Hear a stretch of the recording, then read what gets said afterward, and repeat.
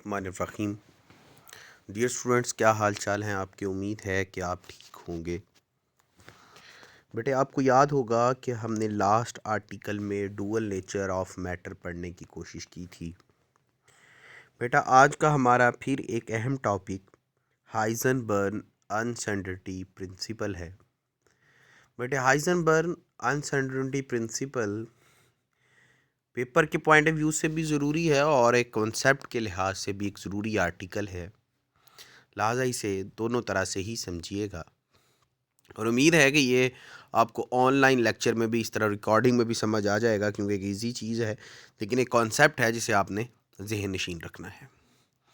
इससे पहले कि मैं इस आर्टिकल की तरफ चलूँ, आपको एक बात याद होनी चाहिए कि हम ये बात समझ चुके हैं कि जो इलेक्ट्रॉन हैं वो अपने मैदार के अंदर क्या कर रहे हैं, मूव कर रहे हैं। बेटे, वो अपने ही स्पेसिफिक मैदार के अंदर और मोशन में रहते हैं और उनकी न्यूक्लियस से जो पोजीशन है वो भी डिटरमिन हो सकती है, डिफरेंट पोजीशंस हो सकती हैं और उनका कोई ना कोई मोमेंटम भी होगा। अब बेटे, हम चलते हैं अपने हाइजेनबर्ग अनसर्टेनिटी प्रिंसिपल की तरफ। बेटे, according to the Bohr theory, अब बोहर थ्योरी के मुताबिक वो कहता है an electron is the matter particle. Electron क्या है?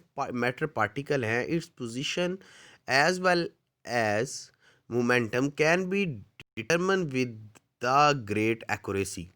कहते हैं कि अब वो उसका ये कहना था कि इसका मोमेंटम और पोजीशन दोनों ग्रेट एक्यूरेसी के साथ डिटरमिन किए जा सकते हैं, पता करवाया जा सकता है और उनके होंगे। But in the advance of the concept of wave nature of electron, कहते हैं जब हमारे पास एक वेव नेचर कॉन्सेप्ट आया कि इलेक्ट्रॉन को सिर्फ मैटर पार्टिकल नहीं है बल्कि वेव भी है, it has not been possible for us to measure the simultaneously the exact position and the velocity of electron।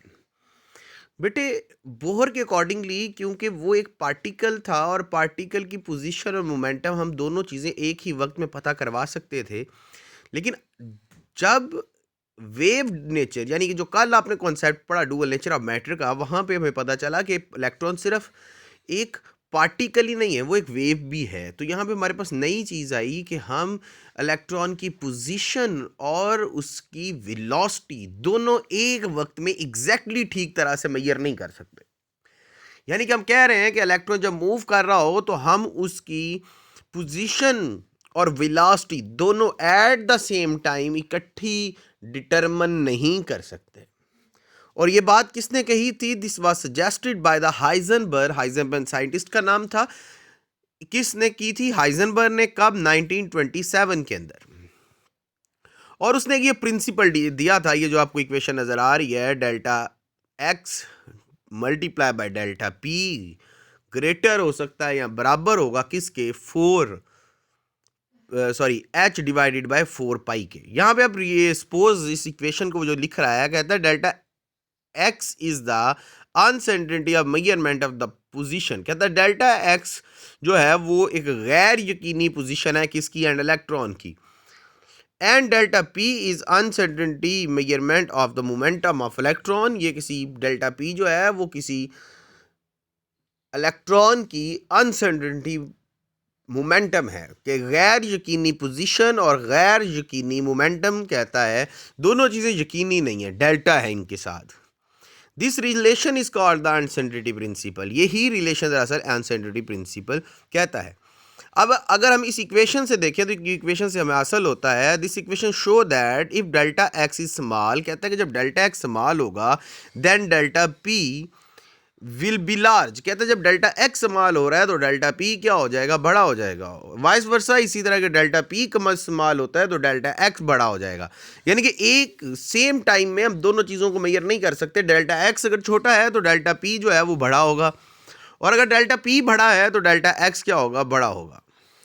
कहते हैं so if one quantity is measure accurately, कहते हैं अगर आप एक क्वांटिटी कोई भी, वो पोजीशन या मोमेंटम, अगर आपने मोमेंटम या पोजीशन में कोई एक क्वांटिटी एक्यूरेटली बिल्कुल ठीक मेजर कर ली है तो then the other become the less accurate. अगर आपकी एक पोजीशन एक्यूरेट हो रही है तो दूसरी लेस एक्यूरेट होगी।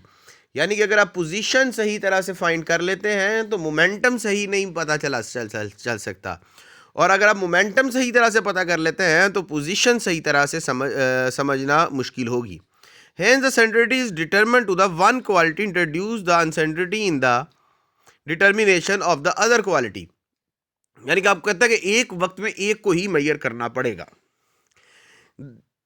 अब आगे चलते हैं तो ये कहता है this uncertainty principle applicable only in the microscopic particle. Microscopic particle बहुत छोटे पार्टिकल्स को कहते हैं माइक्रो. आपको याद होगा हमने दो वर्ड पढ़े थे, एक माइक्रो और एक मैक्रो. माइक्रो हम स्मॉल पार्टिकल्स को और मैक्रो लार्ज पार्टिकल्स की बात कर रहे थे. अगर हाइजेनबर्ग अनसेंट्रिटी प्रिंसिपल की बात करें तो ये वाला हाइजेनबर्ग अनसेंट्रिटी प्रिंसिपल सिर्फ और सिर्फ माइक्रो पार्टिकल्स के लिए एप्लीकेबल है, ये मैक्रो पार्टिकल्स के लिए एप्लीकेबल नहीं है.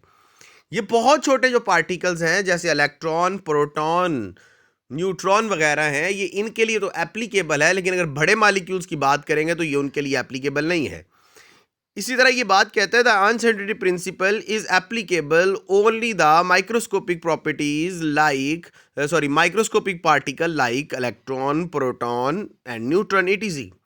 And they have no significance for the large particle. कहते हैं इसको हम लार्ज पार्टिकल, माइक्रोस्कोपिक पार्टिकल्स हैं उनके लिए हम इफेक्ट नहीं करते. अब बेटे ये बात किस तरह से प्रूव हुई और किसने प्रूव की? कॉम्पटन एक साइंटिस्ट थे, हाइजेनबर्ग ने अपने कॉन्सेप्ट दे दिया. इसके बाद एक कॉम्पटन आए, उसने कॉम्पटन इफेक्ट से ये चीज़ों को जस्टिफाई किया. उसने कहा Compton effect can help us understand the Heisenberg uncertainty principal.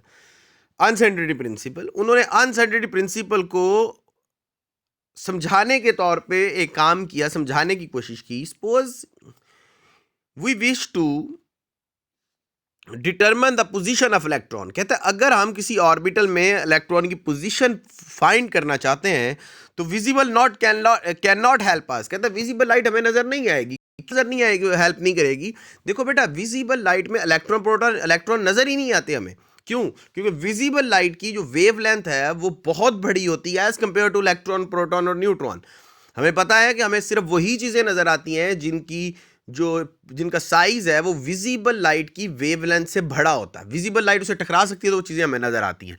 बेटे अगर ये कह रहा है, कॉम्पटन कहता है कि अगर हमने किसी इलेक्ट्रॉन, प्रोटॉन और न्यूट्रॉन को ऑब्जर्व करना है तो विजिबल लाइट हमें हेल्प ही नहीं कर सकती. Visible light can not help us because the wavelength of visible light is million time larger as compared to diameter of electron. For this purpose we have to use X-rays. इसके लिए हमें अब क्या करना पड़ेगा? X-rays यूज करना पड़ेगा. क्यों? Which have the very wavelength as compared to the visible light. अब X-rays हमें यूज करनी है लाइट की जगह पे. विजिबल लाइट से हम देख नहीं सकते, इसलिए हमें क्या यूज करना पड़ेगा? X-rays. क्योंकि X-rays की जो वेवलेंथ है वो विजिबल लाइट से बहुत छोटी है. यहां तक बात समझ आ गई है बेटा जी? आगे बढ़ते हैं. द मोमेंटम ऑफ, कहता है when for suppose we have use, कहता है अगर हम यूज कर लें X rays which has the shorter wavelength as compare to the visible light, when this proton of X rays strike an electron, जब इसके जो प्रोटॉन्स होंगे, फोटॉन्स होंगे, वो जब कोलाइड करेंगे इलेक्ट्रॉन के साथ, तो इलेक्ट्रॉन एक जगह पे घूम रहा है. अब एक्स रेज के जो फोटॉन्स हैं वो जाके टकराएंगे किसके साथ? इलेक्ट्रॉन के साथ. तो the momentum of electron will change. Momentum क्या हो जाएगा? चेंज हो जाएगा. यानी कि हम पोजीशन तो वहां पे पता चल जाएगी, जहां पे टकराए वो पोजीशन तो हमें पता चली, लेकिन वहां पे जब इलेक्ट्रॉन टकराए, देखो इलेक्ट्रॉन एक एनर्जी के साथ रिवॉल्व कर रहा था, उससे जब फोटोन टकराया तो जाहिर सी बात है वो उसकी मोशन क्या होगी? तेज होगी. इसलिए हम उसकी मोमेंटम तो फाइंड नहीं कर सकते, लेकिन यहाँ पे उसकी पोजीशन फाइंड कर सकते हैं. अगर हम इसी तरह से करें, ये लाइन दोबारा पढ़िएगा, मैं ये पढ़ता हूँ, आप गौर करिएगा. When this photon of X rays strike on electron, this momentum of electron will change. Electron का मोमेंटम क्या हो जाएगा? चेंज हो जाएगा. In other word, uncertainty of momentum will appear due to the change in the velocity of electron. कहते हैं अनसेंट्रिटी आ जाएगी momentum में क्योंकि उसकी वेलोसिटी क्या हो गई है? वो चेंज हो गई है. Any problem? आगे जी कहते हैं the smaller the wavelength of X rays, कहते हैं एक्स रेज की जो वेवलेंथ है वो स्मॉलर होगी द एनर्जी ऑफ फोटोन. तो अगर उसकी एक्स रेज की वेवलेंथ छोटी है तो उसकी एनर्जी भी क्या हो रही है? ज्यादा हो रही है. Hence the collision of X rays with the electron will bring about the greater uncertainty of in momentum. कहता है कि देखो उसकी एनर्जी ज़्यादा, तो जब टकराएगा तो जो मोमेंटम के अंदर चेंज आया वो भी क्या होगा, अनसर्टिनिटी, गैर यकीनी जो है वो भी होगी, या बहुत ज़्यादा उसके ऊपर मोमेंटम चेंज होगा। So an effect to be determined by the exact position of electron. बेटा कहता है कि इसी के साथ हम क्या कर सकते हैं, रिटर्न कर सकते हैं इट्स मोमेंटम अनसर्टिनिटी। कहता है पोजीशन हम पता कर सकते हैं बजाय इसके कि हम मोमेंटम पता कर सकें। कहता है when we use the photon of longer wavelength, कहता है अगर लॉन्गर वेवलेंथ को यूज करते हैं to avoid the change in momentum, कहता है कि अगर हम मोमेंटम को चेंज नहीं करना चाहते और हम लार्ज फोटोन वाली कोई चीज़ यूज़ कर देते हैं, the determinant of the position of electron become impossible, क्योंकि वो इलेक्ट्रॉन से टकराएगा नहीं और हम इलेक्ट्रॉन की एग्जैक्ट पोजीशन पता कर नहीं सकते। बेटा ये था हमारा अनसर्टेनिटी प्रिंसिपल। इंशाअल्लाह ताला नेक्स्ट जो कॉन्सेप्ट ऑफ ऑर्बिटल और इसके जो अगले आर्टिकल्स हैं वो हम नेक्स्ट लेक्चर के अंदर इनको डिस्कस करने की कोशिश करेंगे। ये आर्टिकल मुझे उम्मीद है आपको समझ आ गया होगा और ये इंपॉर्टेंट लॉन्ग क्वेश्चन है। इसी तरह ही आ सकता है कि write the note on Heisenberg uncertainty principle, या फिर आपको शॉर्ट क्वेश्चन आ सकता है how Compton's effect explain the uncertainty principle. तो ये दो क्वेश्चन आ सकते हैं। इसी के साथ ही हम अपना आज का लेक्चर ख़त्म करते हैं। अपना बहुत सारा ध्यान रखिएगा। अल्लाह हाफिज़, फ़ी अमानिल्लाह।